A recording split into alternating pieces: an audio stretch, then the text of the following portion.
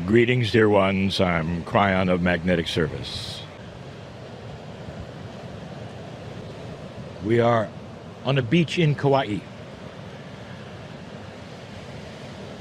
And the attendees are standing with their arms outstretched to the ocean. And you might even hear the ocean and the wind as we are in a public place.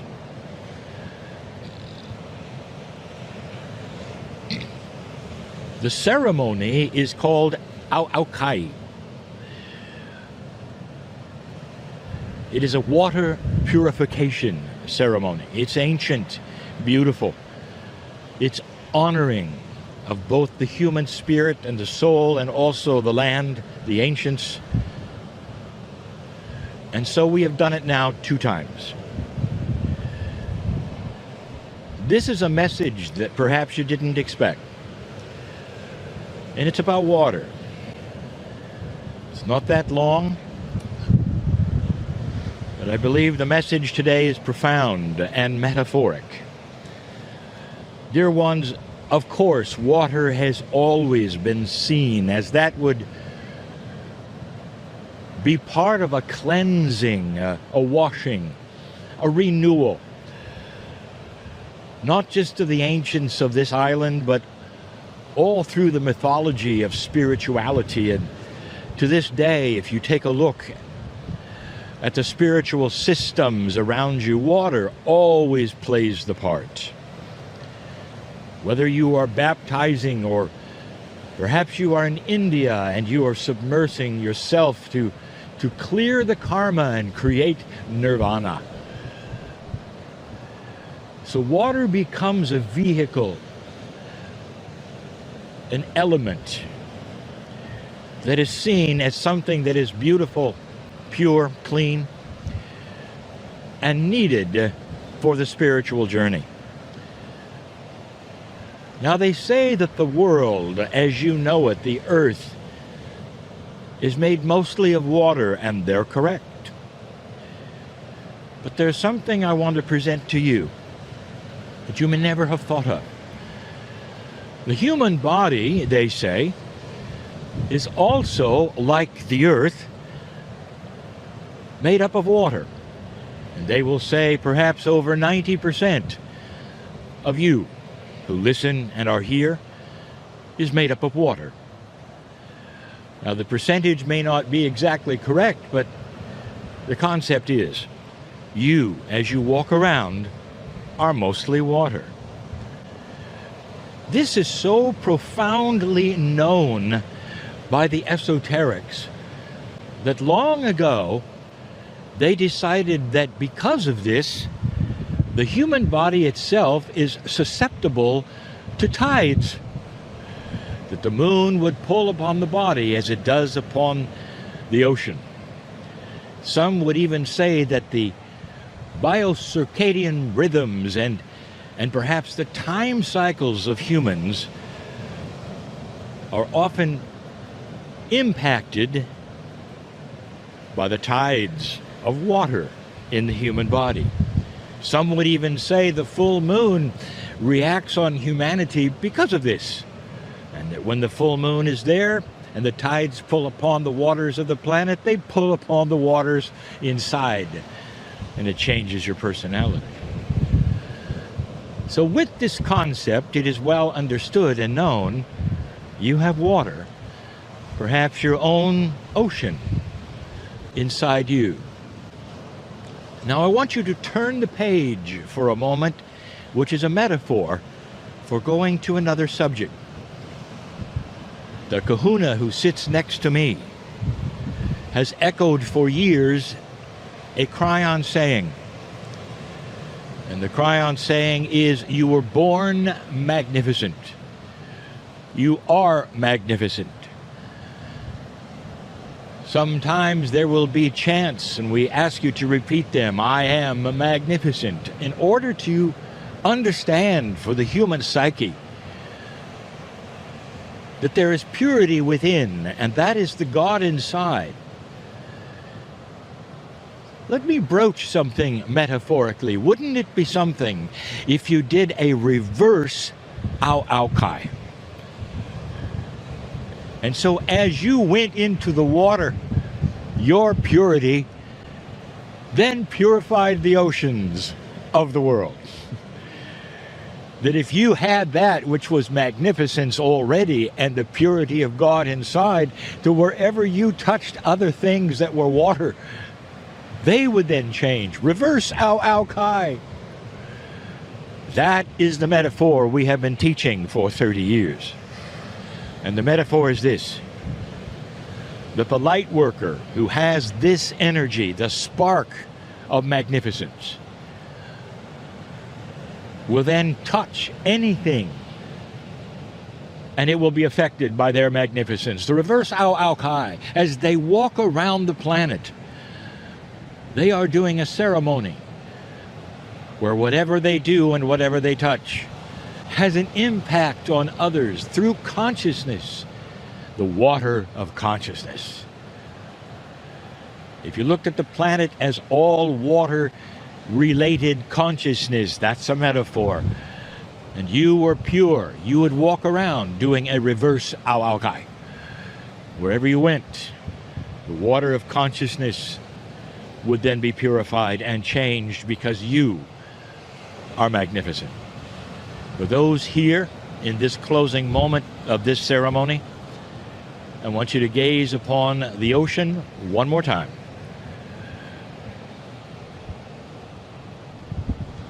And I want you to think of this. The ocean represents the rest of time. The ocean never stops. Neither does consciousness. Your impact on the planet, dear ones, in this new energy can change every drop of water in the ocean. The ocean of consciousness on the planet will be affected by what you do next. It's beautiful. It's magnificent. It's worthy of who you are. This is the message brought to you today by the ancients of this place who taught this very thing thousands of years ago on the very dirt you stand on, called Lemuria. And so it is. Greetings, dear ones. I'm Kryon of Magnetic Service. I know where I am. Of course I do. I'm in the hearts of all of you at the moment. And some feel it and some don't. And that's as it should be. There's no judgment for you if you sit there and believe this is so many words or perhaps isn't really what it seems. I'm still there. And when I say I am still there, I am from the creative source. I represent a family you call God. I'm a messenger. I'm on this planet for one reason only. And that is to help you, if you'll allow it, through a magnificent shift. And it may indeed be one that includes many generations, but this is the first. We've told you that the timeline right now is the beginning. We've told you that the year 2012 was the end of the old energy. 2013 didn't even count. In the new energy, it was a recalibration time, and it really started. It's just the beginning.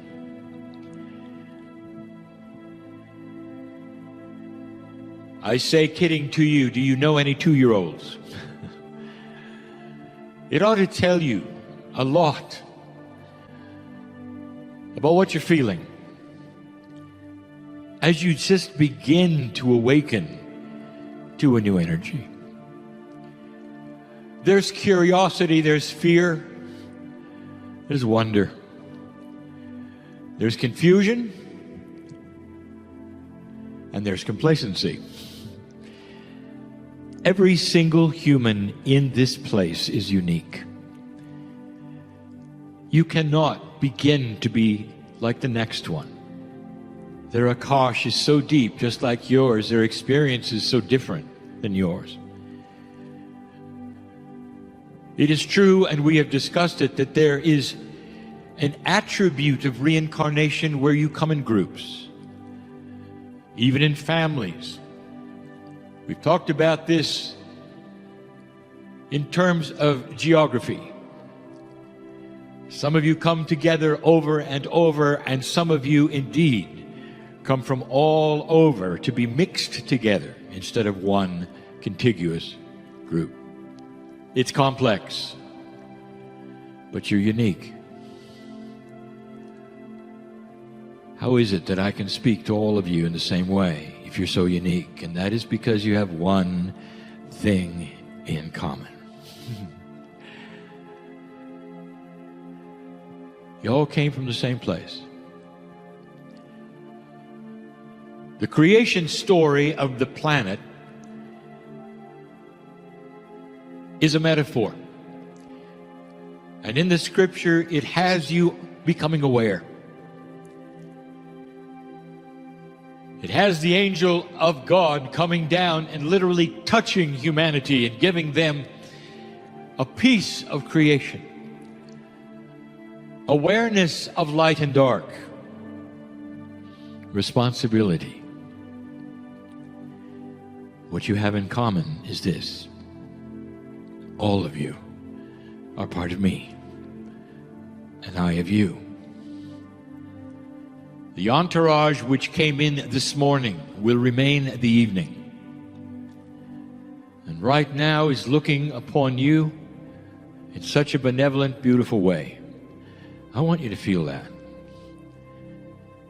Free choice, every one of you, to feel or not to feel.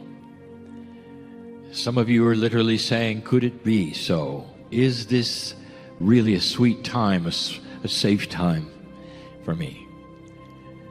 It is, dear one.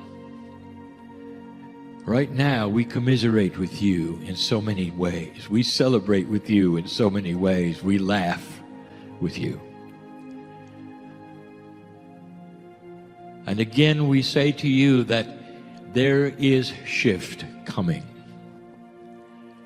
There are new paradigms, and I want to talk about that. The grand new paradigms of humanity have been covered. Some attributes that you should know have been covered, and others that I can hardly wait to tell you about. As I discuss these things, which you will say are prophecy or things to come, I'll tell you that most of them are already here. They have begun, they have started. They're actually part of reality. And as they become more powerful, more known, more prevalent, more common, it will spread. And someday, you'll hear these words, and you remember them. Let history show what I'm going to tell you tonight will happen. And the reason I know this is I've seen this before. But mainly because I see an overview of humanity, and I know the ones who are working upon some of these things. I'm excited to tell you about paradigm shifts for only one reason. It's for the last one, and we'll get there.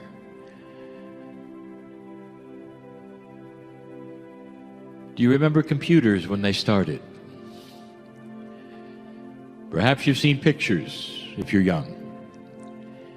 All computations, even for the office, were mechanical. Levers and gears, wheels, numbers. And they would clickety-clack, they would come together very cleverly and mesh mathematically and give an answer. And that is what you had, and you called it the adding, the subtracting, the dividing machine, the computer. That's what you had. And many of you marveled at this, that such a thing could be. And then it all changed. You added something to it that you didn't know existed when it was built. Something that was energy. It was the electronic chip or circuitry. Suddenly, the path of electrons, energy, would flow in certain paradigms, algorithms, to do the same thing that the gears did. Not only did you shrink the machine dramatically to something you could hold in the palm of your hand, but it could do so much more. All those electrons, all that energy. What a paradigm shift that was. You went from that which was mechanical to that which was energetic using circuits. This is the metaphor that's going to happen to you with medicine. Biology and healing and the medicals that you know of now, that you call medicine, is gears and levers. You've done a good job. You really have, with what you had. Very, very cleverly and smartly you have put together chemistry that would push and pull on other chemistry. If there is a chemist listening now, and there is, the person will know exactly what I mean. For the chemical pushes on another chemical, which pushes on another. And you create the desired healing effect and more. It's not pure, is it? It always comes with a price. Those effects that are in addition to the one you wanted quite often are dramatic. And you have to decide, do you want this medication or not? The most profound one is really controversial, called chemo. Let's cure the cancer by killing everything and then healing what we want to. And in the process, the cancer will die. That's pretty radical. This shows you the wheels and the levers. It shows you that which is crass, perhaps, not elegant, perhaps. Side effects, dear ones, will sometimes even kill you. There are those who would say the future is in chemistry, perhaps in genetics. Perhaps you can then alter the genes to do something differently than they were meant to do. Let me tell you, dear ones, you're going to have the same problem and the same issue. You push this and this reacts. It's just a smaller lever, a smaller wheel. Here's what's going to happen. It's already begun. The doctor stands on the stage and he starts telling you not about chemistry, but on a marriage of a multidimensional energy with chemistry. Not chemistry against chemistry, but energy instructing the chemistry that exists in your body. And the chemistry in your body then has an opportunity to react, to change, or not. I haven't spoken to the doctor yet about this, not specifically. It's going to be hard to track it the way science wishes to track it, because it will depend upon the belief and the consciousness and the intent of the patient.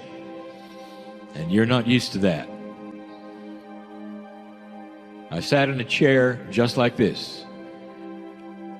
over 15 years ago and gave you this message. Only the difference between then and now is that now you're doing it. The future of healing and medicine will not be in chemistry, period. It will be in the multidimensional energies that are custom, tailored, and designed to talk to the cellular structure of the body. All of it will be benevolent. There will be no destructive energy to wipe away a tumor, to dissolve this or that, perhaps through what you call a laser pinpoint coherent light. That's not what we're talking about. We're talking about quantum energy that talks to chemistry and talks its language. And it receives the instructions, and the stem cells awaken and they do their work. That is a paradigm shift. Can you, right now, even imagine a future without chemistry? Oh, there will be some. But not as it is today. Dear ones, can you imagine energetic medicine with no after effects at all? No side effects at all. No leftover energy at all. It goes right to what it should, speaks the language of the cells, and that's all. It's coming. And it's not too far-fetched. Say goodbye to the levers and the wheels and the push of allopathic. It's starting to move. Agriculture is identical. What you have done so far with agriculture is levers and wheels. You push here, you use the chemicals here. Perhaps you even decide to redesign the genome of the seeds. All of this, high tech, isn't it? It's also disastrous because you're playing with the food of the earth, the very sustenance of life, of Gaia. And with good intention, you've decided to use all that you have in the chemistry, in the laboratories, and alter it. And you don't have to. My advice to you is leave the seeds alone. Instead, you're going to find the most robust seeds you can, the most natural ones, unaffected at all, and you're going to treat them with multidimensional energy. And the seeds will see it, and they will know what the instructions are, and you can triple the yield of that which you are growing. And it will not need pesticides because you have told it it won't be necessary.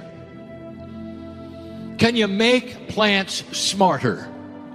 Yes. Yes. Watch for this. It's coming.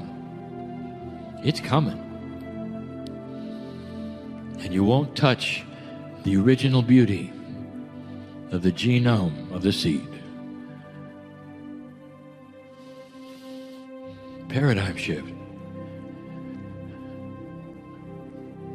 Everyone projects the future of the planet only based upon what is known today.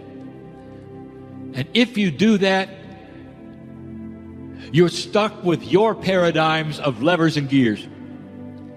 With only so much you can do.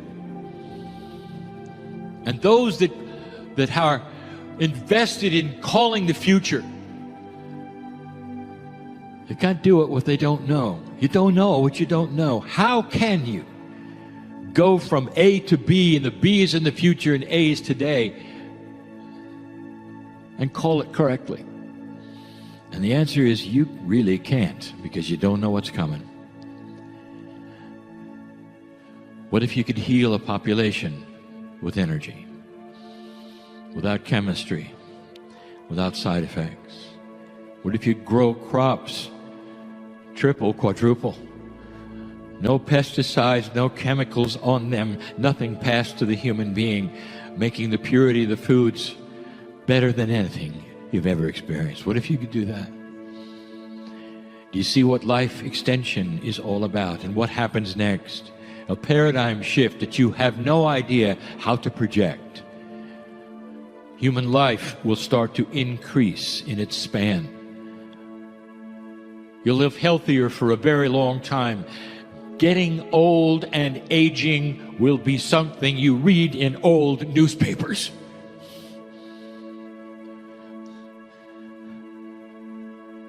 For the inventors in the room, how much can you refine that buggy whip of yours? You know? You can make it different colors, different shapes, elegant, and it's still a buggy whip. And there's no more horses. I think you understand what I'm saying. All of this is going to combine with another paradigm shift. It also has to do with healing, only now you will understand fully within a few generations. Disease comes from the mind.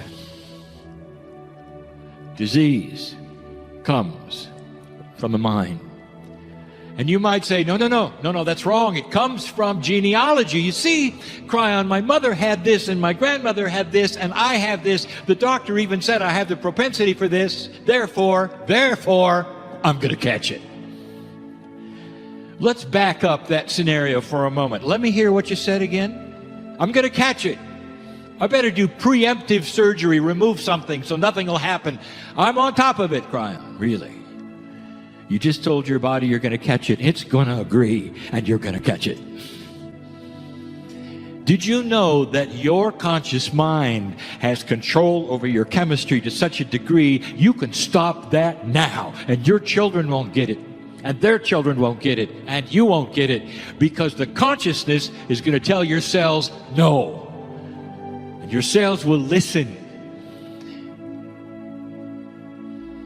Once you decode that which is in you, which is allowing it, it will not exist. It will run from your body. Kryon, are you telling me I can cleanse my body by what I think in this new energy more than any of you ever could imagine? I'll say it again. Dear human being, I am in love with you. I want you to last, at last, watch what you say to your body. Watch what you say to others about your body, because there's been a giant antenna in this new energy that just cranked up. Listening to everything you're saying. Everything. What do you expect? Not based upon the past, but based upon what you know right now. What do you expect? This is a paradigm shift. A marriage between consciousness and health that cannot be separated or denied. Healing is changing. Healer, are you here? You have somebody come for that which you do. And they lay perhaps on a table and you're working upon them in a certain way. You're giving them energy, you're moving it around, you can feel it in the body. Are you involving their consciousness? Here's another message I gave you years ago. Are you ready? Healer, before your patient sits or stands or lays down, you have a conversation one-on-one. And you make this statement to your patient. Do you give permission to have this energy heal you today? And watch your answer and mean it.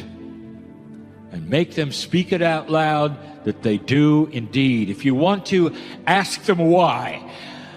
Project it. Ask them the correct questions that you know need to be asked, because otherwise they're going to come back, and they're going to come back, and they're going to come back, and you'll be doing the same thing over and over and over. I'm talking to somebody here shaking their head. They know it's exactly what's happening. Exactly. Healer, it's not about having return clients. It's about having them one time. One time. A paradigm shift. Let me give you the last one.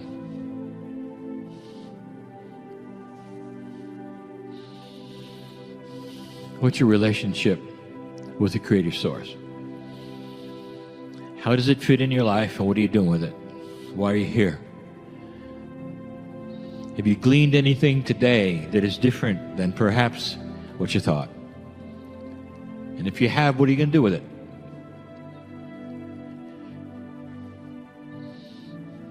There are those who would come to these kinds of meetings, which we would call metaphysical junkies. Attend as many meetings as you can and collect information. It's wonderful. And it's academia, isn't it? Notes after notes, book after book. You go home and you've had a lot of fun.